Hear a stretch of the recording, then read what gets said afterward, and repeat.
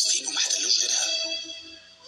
فلسطين هي أول قبلة للمسلمين وثالث الحرمين، يعني ليها مكانة كبيرة قوي عند المسلمين. في فلسطين أول كنيسة للمسيحيين، يعني برضو ليها مكانة كبيرة عند المسيحيين.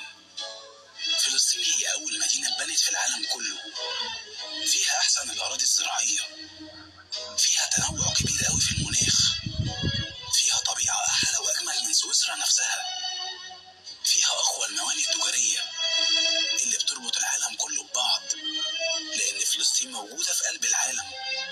فيها أقدم أماكن تاريخية في العالم، فيها أنهار وجبال مش موجودة في العالم كله. فلسطين مدينة أبو الأنبياء سيدنا إبراهيم، وهتلاقي هناك مدينة اسمها الخليل. فلسطين هي بيت نبي الله صالح في مدينة الرملة. فلسطين هي مكان سيدنا يعقوب في مدينة طول كرم. فلسطين هي مقام سيدنا موسى في مدينة أريحة. فلسطين هي مولد سيدنا المسيح في مدينة بيت لحم. فلسطين هي بيت سيدنا المسيح في مدينة النصرة. فلسطين هي مجتمع الأنبياء في القدس، المكان اللي النبي هيصلي فيه بالأنبياء كلهم في المسجد الأقصى. عرفت دلوقتي اشمعنى فلسطين مش أي مكان غيرها؟